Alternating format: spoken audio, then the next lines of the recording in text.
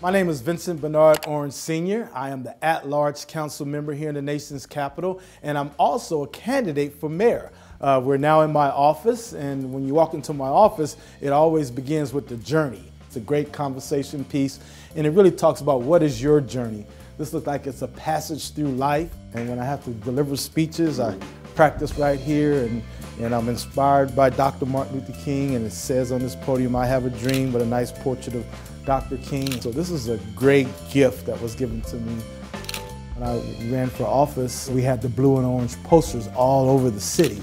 Then I started wearing a lot of orange ties, and then all of a sudden, there's one piece of orange in my house, and then there's some more orange in the house, until finally it just became, a way of life. I think the big misperception in D.C. is there's a tendency that there's a lot of corruption here. I mean, every jurisdiction has its corruption. Look at Virginia. They indicted the former governor, but at the same time, the District of Columbia continues to move forward. I would have to say my mom. When I look back, the great thing that she did for me is when I was old enough, she would give me money to go downtown, like a quarter, ride the bus downtown and pay all the bills. And now that I look back on that, and I said, that was such a great thing, because I have good credit, because I always pay the bills. I pay my bills. So although she had a 6th grade education, she had great common sense.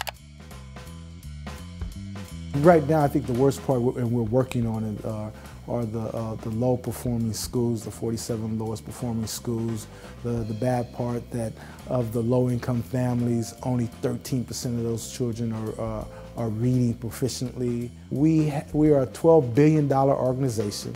We're coming off a $321 million surplus. We have one of the highest disposable incomes in the nation, yet we aren't addressing these issues. I need to be in charge of that $12 billion budget. I need to be in charge of these surpluses. And I need to make sure that I'm in place where I can provide a very balanced, very reasonable and fair approach to governing affairs in the nation's capital without leaving anyone behind or taking anyone for granted.